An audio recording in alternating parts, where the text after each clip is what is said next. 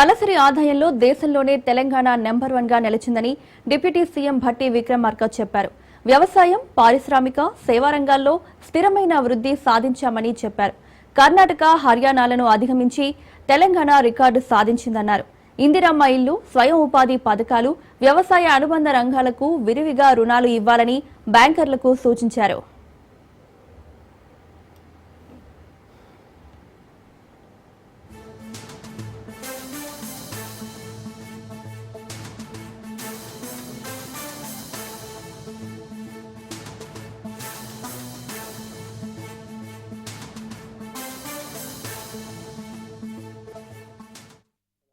Very happy to note the positive performance of banks during the first quarter of financial year 2025-26 in various segments of priority sector advances. Also, it is appreciable that banks have so far achieved 33.64% of ACP lending targets and the priority sector in the first quarter itself. State government is very particular about overall development of agriculture sector as it is backbone of the economy and brought out various initiatives such as crop loan waiver for eligible farmers up to 2 lakhs, right Bharasa scheme, investment support, bonus to farmers. కేంద్రం వల్లే రైతులకు urea కష్టాలని మంత్రి పొన్నం ప్రభాకర్ ఆరోపించారు. ఎరువుల విషయంలో కేంద్రం వివక్ష చూపుతోందని మండిపడ్డారు. కేంద్రం సరిపడా ఎరువులు సరఫరా చేయడం లేదని తెలిపారు. యూరియా తయారీ, సరఫరా బాధ్యత కేంద్రానిదేనన్నారు. తెలంగాణలో 2 కేంద్ర మంత్రులు ఉండి ఏం చేస్తున్నారని ప్రశ్నించారు. ఓటేస్తాం, యూరియా ఇవ్వకపోతే ఓటేయమని చెప్పి రేపు పొద్దున ఓటింగ్ ఉంది, యూరియా ఇయ్యలే, తెలుగు బిడ్డకు ఓటేయండి. నేను రాజకీయం కొరకు మాట్లాడతలేను.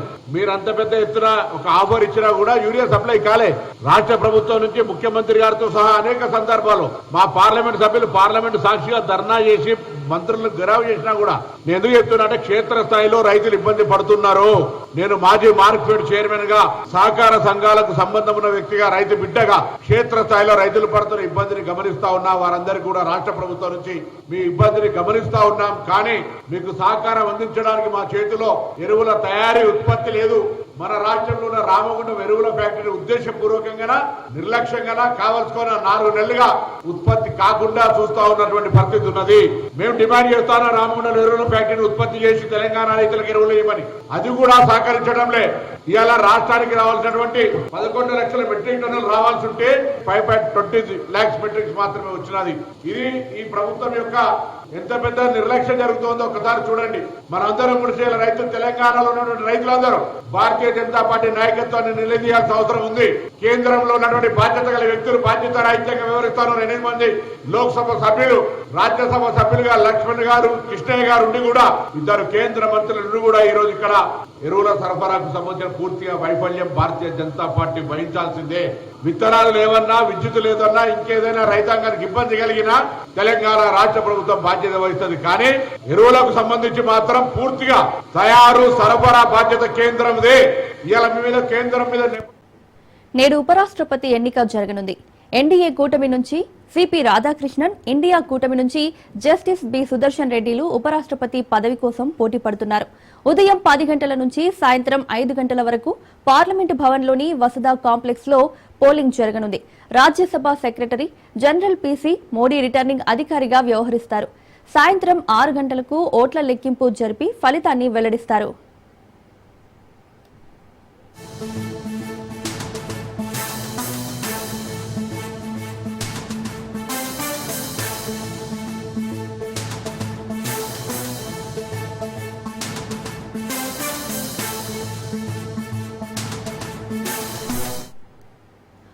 ఉపరాష్ట్రపతిని ఎన్నుకునేందుకు ఓటింగ్ లో మొత్తం 782 మంది సభ్యులు పాల్గొననున్నారు.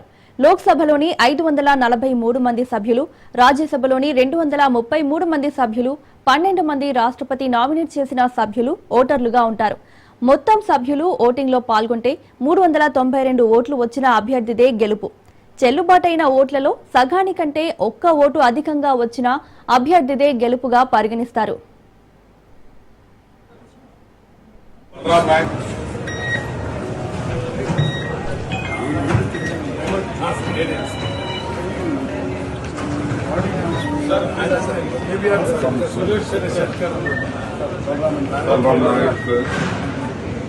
మీరు చేతిలో ఉన్నప్పుడు మీరు మొత్తం కలిపినాం సార్.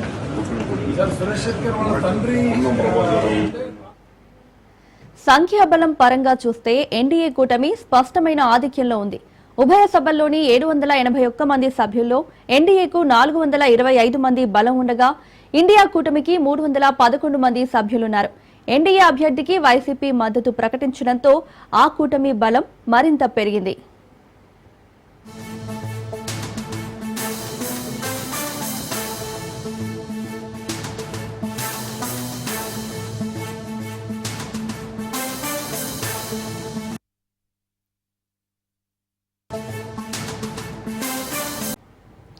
రైతులకు మద్దతుగా వైసీపీ మరోసారి ఆందోళన బాటపట్టింది.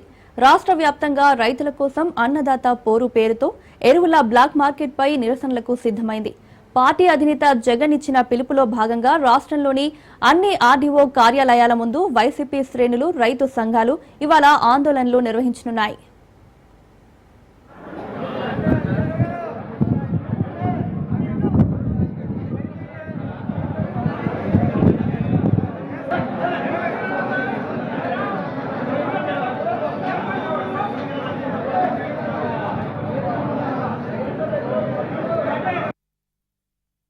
వ్యవసాయ ఆధారిత దేశం మంది, వ్యవసాయ ఆధారిత రాష్ట్రం, అన్నపూర్ణగా పేరు పొందిన ఆంధ్రప్రదేశ్ రైతు రాజ్యం ఇది.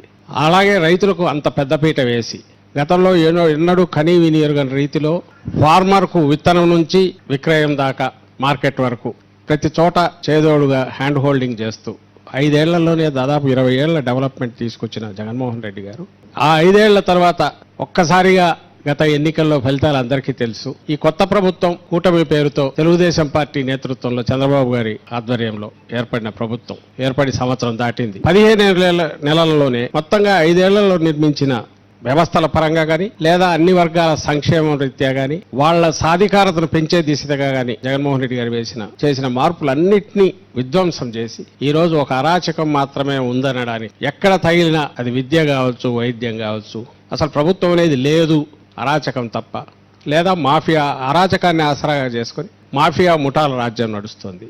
ఎక్కడ సంక్షోభం లేకపోయినా సృష్టించి దాంట్లో ఏపీ ప్రభుత్వం కీలక నిర్ణయం తీసుకుంది.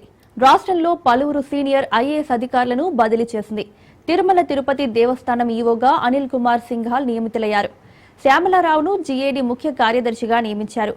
ప్రభుత్వ ప్రధాన కార్యదర్శి విజయానంద్ ఉత్తర్వులు జారీ చేశారు. మైనార్టీ సంక్షేమ శాఖ కార్యదర్శిగా సిహెచ్ శ్రీధర్ నియమితులయ్యారు. రోడ్లు, భవనాలు ప్రత్యేక ప్రధాన కార్యదర్శిగా కృష్ణబాబును నియమించారు. ఏపీ రెవెన్యూ, ఎక్సైజ్ ముఖ్య కార్యదర్శిగా ముఖేష్ కుమార్ మీనా, అటవీ పర్యావరణ శాఖ కార్యదర్శిగా కాంతిలాల్ దండేను బదిలీ చేస్తూ ప్రభుత్వం ఉత్తర్వులు జారీ చేసింది.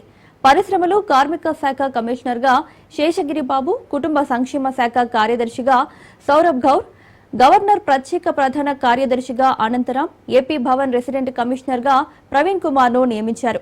రెవెన్యూ కార్యదర్శిగా హరి జవహర్ లాల్ ను ప్రభుత్వం నియమించింది.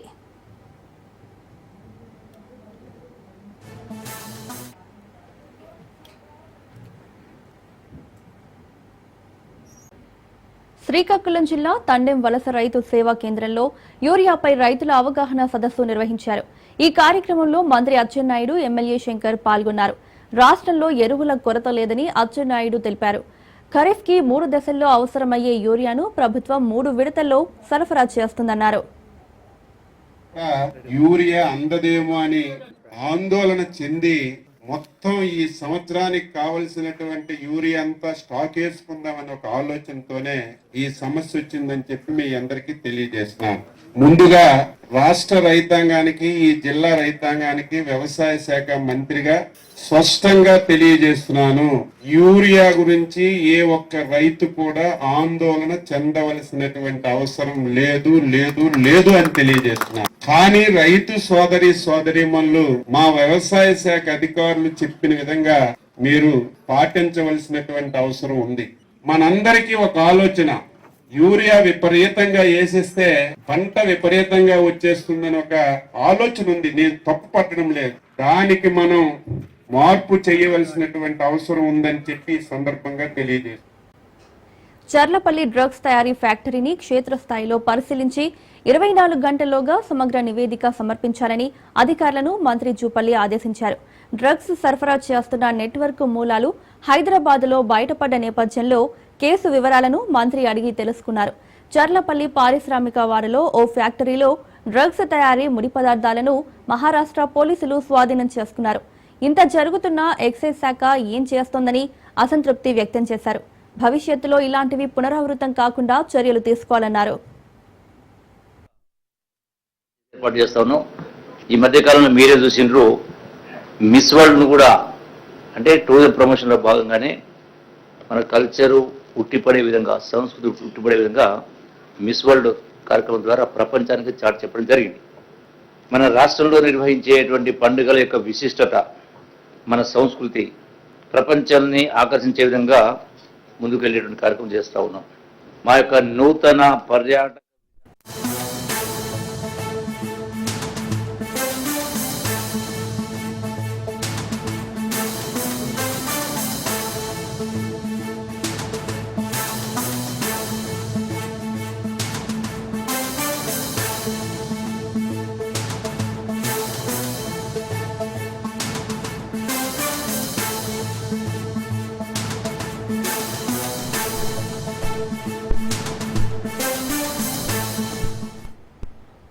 ఢిల్లీలో తెలంగాణ సీఎం రేవంత్ రెడ్డి పర్యటిస్తున్నారు. ఉపరాష్ట్రపతి ఎన్నిక సందర్భంగా రేవంత్ ఢిల్లీకి వెళ్లారు. 2 రోజుల పాటు సీఎం రేవంత్ ఢిల్లీలోనే ఉండనున్నారు. పలువురు కేంద్ర మంత్రులను కలిసే అవకాశం ఉంది. రాష్ట్రానికి రావాల్సిన నిధులపై చర్చించనున్నారు.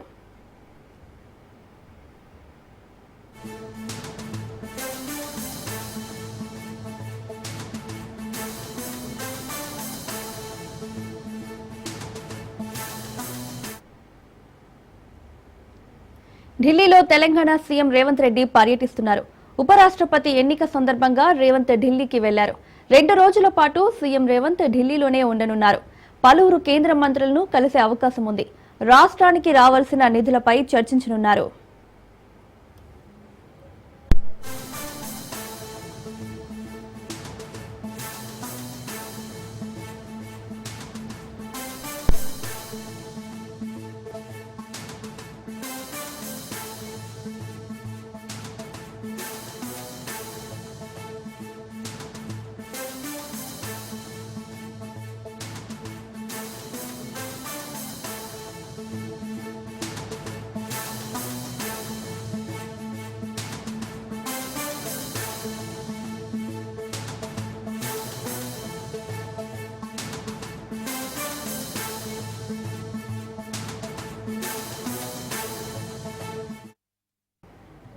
గుంటూరు రూరల్ జిల్లా తురకపాలెంలో గ్రామస్తుల అకాల మరణాలపై ఎంక్వైరీ మొదలుపెట్టారు. శ్రీ బయో అసెథెటిక్స్ కంపెనీ ఆధ్వర్యంలో శాంపిల్స్ సేకరించారు. గ్రామంలోని బోర్ వాటర్, చెరువు నీటి శాంపిల్స్ సేకరించి పరీక్షల కోసం హైదరాబాద్కు పంపించారు. 2 రోజుల్లో ల్యాబ్ రిపోర్టులు రానున్నట్లు అధికారులు తెలిపారు. మట్టిలో ఏదైనా మనుషులకు హాని చేసే బ్యాక్టీరియా ఉంటే ల్యాబ్ రిపోర్టు రాగానే వాటిని నియంత్రించేందుకు చర్యలు తీసుకోవచ్చన్నారు. కేసులో మొత్తం రిపోర్ట్ తీసుకొని కలెక్టర్ గారికి మేము రిఫరెన్స్ ఇస్తాం. కలెక్టర్ గారి ఆదేశాల మేరకు ఇక్కడ soil sample and water testing కోసం సాయిల్ శాంపిల్స్ కలెక్ట్ చేయడానికి వచ్చాము. సో ఆఫ్టర్ కలెక్షన్ ఈ శాంపిల్స్ అన్ని కూడా ల్యాబొరేటరీలో మైక్రోబియల్ ఐసోలేషన్ అండ్ మెటాజినోమిక్ స్టడీస్ అని కూడా ఉంటాయి. అంటే ఐసోలేషన్లో మనకి ఏదైతే వస్తుందో ఆ స్టడీని ఫస్ట్ సాయిల్ని కూడా సాయిల్ మెటాజినోమిక్ స్టడీస్ అనేసి అంటారు. సో దాని ద్వారా మనకి దీంట్లో ఏ బ్యాక్టీరియా వల్ల ఏ ప్రాబ్లమ్స్ ఏమైనా ఉన్నాయా లేదా అనేది కూడా తెలుస్తుంది. దాంట్లో ఉన్న ఏదైతే ఉందో హానికరమైన ఏదైనా ఉందో దాన్ని కంట్రోల్ చేయడానికి అనేసి మనకు బయో కంట్రోల్ ఏజెంట్గా మేమేంది మా కంపెనీ ఏమి అంటే మీకు ఉపయోగకర బ్యాక్టీరియాలన్నీ పెంచడము, వాటిని సాయిల్ అప్లికేషన్స్ చేయడం అలాంటివి ఉంటాయి. సో ఇట్లాంటి ఏదైనా హానికరమైన బ్యాక్టీరియాలు ఉంటే దాన్ని స్టడీస్ చేశాక బయో కంట్రోల్ ఏజెంట్స్ అనేసి మెథడ్స్ వాడి ఏదైతే హానికరమైన ఉండాలో తగ్గించడానికి ప్రయత్నిస్తాం. అప్పుడు అది సేఫ్గా మారిపోతుంది. అసలు ఏం జరిగింది?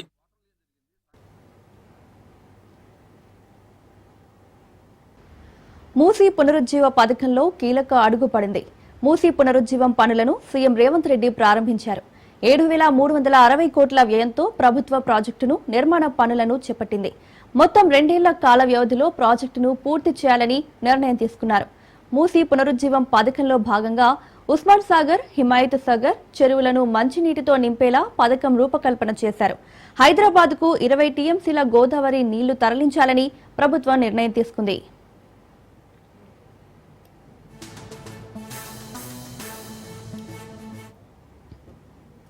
గోదావరి ఫేజ్ 2, ఫేజ్ 3 ప్రాజెక్టు పనులను సీఎం రేవంత్ రెడ్డి ప్రారంభించారు.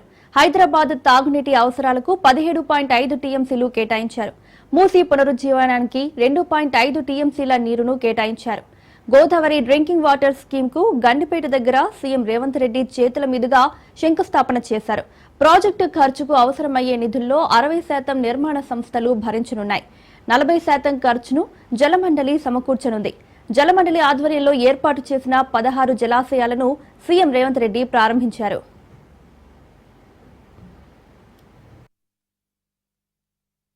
ఒక ఆయన అంటున్నాడు, అయ్యా ఇది కాళేశ్వరం నీళ్లే కదా అని. ఆయన తాటి చెట్టు లెక్క వెరిగిండు గాని ఆవకి తాటికాయంత కూడా మోకాళ్ళల్లో ఆయనకు తలకాయ లేదు. కాళేశ్వరం ప్రాజెక్టు కట్టింది మేడిగడ్డ, అన్నారం, సుందిల్లా. అది కుప్పగూలిపోయింది. కాళేశ్వరం కాస్త కూలేశ్వరం అయింది. శ్రీపాద ఎల్లంపల్లి ప్రాజెక్టు పేరే శ్రీపాదరావు గారి పేరు మీద ఉన్నది. అది మీ తాతనో మీ ముత్తాతనో కట్టింది కాదు. శ్రీధర్ బాబు గారు తండ్రి కాంగ్రెస్ పార్టీ కట్టింది శ్రీపాద ఎల్లంపల్లి. ఇవాళ గోదావరి నదీ జలాలు నగరానికి వస్తున్నాయనంటే శ్రీపాద ఎల్లంపల్లె మూలం. అక్కడి నుంచే గోదావరి జలాలను పట్టుకొని హైదరాబాదు నగరానికి మనం ఈ రోజు తరలిస్తున్నాం. ఆ సంగతి మర్చిపోయి ఈ రోజు మల్లన్న సాగర్ నుంచి అంటున్నాడు. మల్లన్న సాగర్ ఎప్పుడే రాజశేఖర రెడ్డి గారు 2008-9లో ప్రారంభించిన ప్రాజెక్టు కాదా? ఆనాడు ఉన్న తెలంగాణ రాష్ట్రంలో మున్సిపల్ గా మంత్రిగా ఉన్నాయన ఒక ఆయన కాంగ్రెస్ పార్టీ చేసిన పనులకు గోదావరి జలాలు నెత్తి మీద చల్లుకొని ఫోటోలు దిగి ప్రజల్ని మభ్యపెట్టే ప్రయత్నం చేసిండు. నువ్వు నెత్తి మీద గోదావరి జలాలు చల్లుకున్నంత మాత్రాన నువ్వు చేసిన పాపాలు ఎక్కడికి పోవు అని చెప్పి ఆనాటి మంత్రికి నేను చెప్పదలుచుకున్నా. కాంగ్రెస్ సర్కార్పై బీఆర్ఎస్ వర్కింగ్ ప్రెసిడెంట్ కేటీఆర్ ఆగ్రహం వ్యక్తం చేశారు. కాళేశ్వరం ప్రాజెక్టుపై ఆధారపడి గోదావరి జలాల పథకానికి శంకుస్థాపన చేస్తున్నారని, శంకుస్థాపన చేయాల్సి వస్తే కొండపోచమ్మ సాగర్ వద్ద చేయాలి లేదా మల్లన్న సాగర్ వద్ద చేయాలన్నారు. కానీ గండిపేట వద్ద చేస్తున్నారని ఎద్దేవా చేశారు. కాంగ్రెస్, బీజేపీ పార్టీలు తెలంగాణ రైతులను వేధింపులకు గురి చేస్తున్నాయన్నారు. నోటా లేదు కాబట్టి ఉపరాష్ట్రపతి ఎన్నికకు దూరంగా ఉండాలని కేసీఆర్ నిర్ణయం తీసుకున్నారు అని కేటీఆర్ అన్నారు. కవిత ఎపిసోడ్పై కేటీఆర్ రియాక్ట్ అయ్యారు. పార్టీలో చర్చించిన తర్వాతే తమ అధినేత ఆ నిర్ణయం తీసుకున్నారని కేటీఆర్ స్పష్టత ఇచ్చారు. నేను ఇవాళ ముఖ్యమంత్రి గారిని అడుగుతా ఉన్నా, రాష్ట్ర వ్యాప్తంగా ఇవాళ ప్రజలకి మీరు ప్రజల సొమ్ముతో ప్రతి పత్రికలో ఇవాళ అడ్వర్టైజ్మెంట్లు, ఫుల్ పేజ్ అడ్వర్టైజ్మెంట్లు ఇచ్చినారు. ఏమని? మల్లన్న సాగర్ నుంచి నీళ్లు తీసుకొచ్చి మూసీకి అనుసంధానం చేసే ప్రాజెక్టుకు, బృహత్ ప్రాజెక్టుకు ముఖ్యమంత్రి గారు ఇవాళ శంకుస్థాపన చేస్తున్నారు అని చెప్పి ఫుల్ పేజ్ ప్రకటనలు ఇచ్చినారు. ఈ ముఖ్యమంత్రి గారికి కానీ కాంగ్రెస్ ప్రభుత్వానికి కానీ కనీస సిగ్గుందా అని నేను అడుగుతా ఉన్నా. కనీస మాత్రం ఇంగితం ఉందా? కనీస మాత్రం సోయి ఉందా మీకు? సరిగ్గా వారం కిందట, ఇదే సోమవారం నాడు, వారం రోజుల కిందట కాళేశ్వరం ప్రాజెక్టు మీద కక్ష కట్టి సిబిఐ ఎంక్వైరీ అని పెట్టినారు. మరి ఈ రోజు, ఈ సోమవారం రోజు కేసీఆర్ గారు కట్టిన అదే కాళేశ్వరం ప్రాజెక్టు మీద ఆధారపడ్డ మూసీ జలాల అనుసంధానం అని పెట్టి ఇవాళ శంకుస్థాపన చేస్తా ఉన్నారు. తెలంగాణకు వరప్రధాని లాంటి కాళేశ్వరం ప్రాజెక్టు మీద చివరికి కక్ష కట్టి తెల్లారు లేస్తే రాహుల్ గాంధీ గారు దుమ్మెత్తిపోస్తూ ఉంటారు.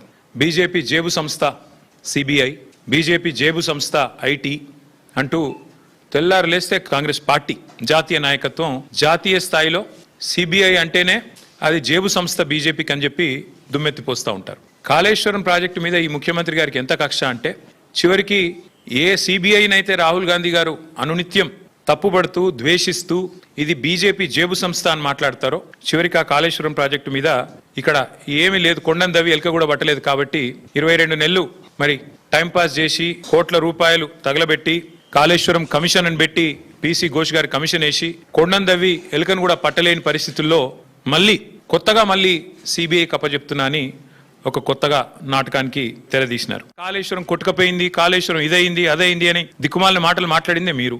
కాబట్టి ఏం చేయాలా? తలా తోక లేని సన్నాసులు చేసే పని ఏదైతే చేయాలో తోక దగ్గర చేస్తున్నాడు ప్రారంభోత్సవం. తల దగ్గర చేయకుండా, మల్లన్న సాగర్ దగ్గర కాకుండా తోక దగ్గర అంటే గండిపేట దగ్గర చేసే ప్రయత్నం చేస్తా ఉన్నారు. ఎందుకు? మీ అబద్ధాలను కప్పిపుచ్చుకోవడానికి. మీరు ఇన్ని రోజులు వాగిన వాగుడంతా చెత్తవాగుడు అని ప్రజలకు తెలుస్తుంది. కాబట్టి ఇవాళ మీరు ఎన్ని దిక్కుమాలిన మాటలు మాట్లాడినా చివరికి మళ్ళీ కాళేశ్వరమే మీకు దిక్కయింది. కాబట్టి ఇవాళ మొహం చెల్లక మల్లన్న సాగర్ దగ్గర శంకుస్థాపన చేయడానికి మొహం చెల్లక ఈ ముఖ్యమంత్రి గారు, ఈ ప్రభుత్వం 1,00,000 కోట్ల అవినీతి, కూలిపోయింది, కూలేశ్వరం అయిపోయింది అని మాట్లాడిన మాటలు ఏవైతున్నాయో వాటి నుంచి తప్పించుకోవడానికే ఈ రోజు గండిపేట దగ్గర ఒక డ్రామా చేస్తా ఉన్నారు. What ever had to be discussed has been discussed in the party. Action has been taken. Once action has been taken, there is nothing further that I can add or comment. Because whatever had to be discussed internally on party forums, we have done that. And we have acted. And therefore, after the action has been taken, there is nothing further for me to comment or elaborate. Nepal ప్రభుత్వం కీలక నిర్ణయం తీసుకుంది. Social మీడియాపై ban ఎత్తివేసింది. అత్యవసర భేటీలో నేపాల్ ప్రధాని KP ఓలీ ఈ మేరకు నిర్ణయం తీసుకున్నారు. నిబంధనలు పాటించలేదని సోషల్ మీడియా యాప్స్ పై వారం క్రితం నిషేధం విధించింది నేపాల్ ప్రభుత్వం. దీనికి వ్యతిరేకంగా యువత ఆందోళన బాటపట్టింది. నిన్న కాఠ్మండూలో జరిగిన ఆందోళనల్లో హింస చెలరేగింది. కాల్పుల్లో 19 మంది మృతి చెందారు. 300 మందికి పైగా గాయాలయ్యాయి. దీనికి బాధ్యత వహిస్తూ నేపాల్ హోంమంత్రి రాజీనామా చేశారు. ఆందోళనలకు తలొగ్గి సోషల్ మీడియాపై నిషేధం ఎత్తివేసింది నేపాల్ ప్రభుత్వం.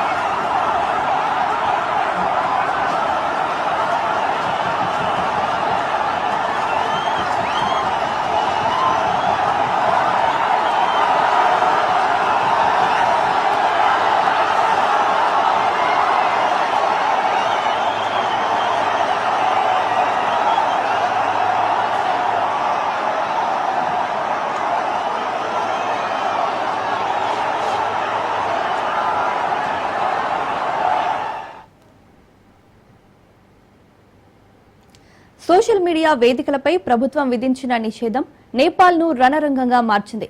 ప్రభుత్వ నిర్ణయాన్ని తీవ్రంగా వ్యతిరేకిస్తున్న యువత చేపట్టిన ఆందోళనలు హింసాత్మకంగా మారాయి.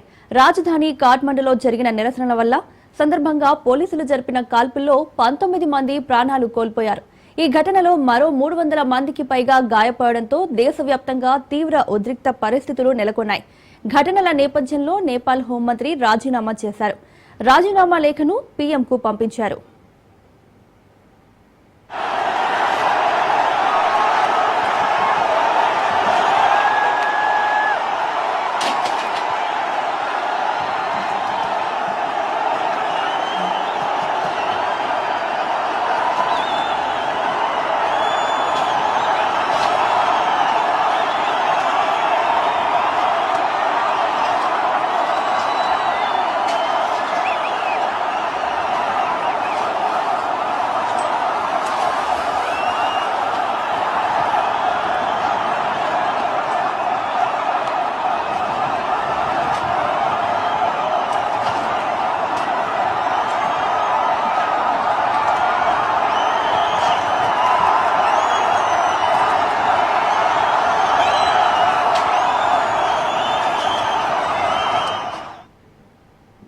APCC chief YS Sharmila Kurnool ఉల్లి మార్కెట్ను సందర్శించారు.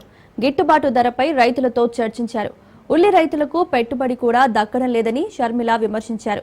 ఏపీ ప్రభుత్వం ఉల్లి ధర క్వింటాల్ 1200 అని చెప్పి మళ్లీ మోసం చేస్తోందని ఆరోపించారు. ప్రభుత్వం క్వింటా ఉల్లి 2,500 రూపాయలకు కొనుగోలు చేయాలని డిమాండ్ చేశారు. చంద్రబాబు గారు ఈ రైతులందరికీ కూడా ఏదైతే అసలు 1200 సరిపోదని చాలా మంది రైతులు చెప్తున్నారు. కనీసం 2000, 2500 మద్దతు ధర ఉండాలి, లేకపోతే ఉల్లి పండించిన రైతులకి అసలు గిట్టుబాటు కానే కాదు అని చెప్తున్నారు. కాంగ్రెస్ పార్టీ ఇవన్నీ సమస్యలన్నీ విన్న తర్వాత చంద్రబాబు గారిని కూటమి ప్రభుత్వాన్ని డిమాండ్ చేస్తుంది. అసలు మద్దతు ధరను కూడా కాల్సిన అవసరం ఉంది. ఉల్లికి మద్దతు ధర కనీసం 2,400 రూపాయలైనా ఉండాలి అని కాంగ్రెస్ పార్టీ డిమాండ్ చేస్తుంది. ఇప్పుడు 1200 ఏదైతే చంద్రబాబు గారు అంటున్నారో ఆ 1200 వచ్చేటట్టు వెంటనే చర్యలు తీసుకోవాలని, ఇంతవరకు ఒక్క రైతుకు కూడా 1200 చేతిలో ముట్టలేదు.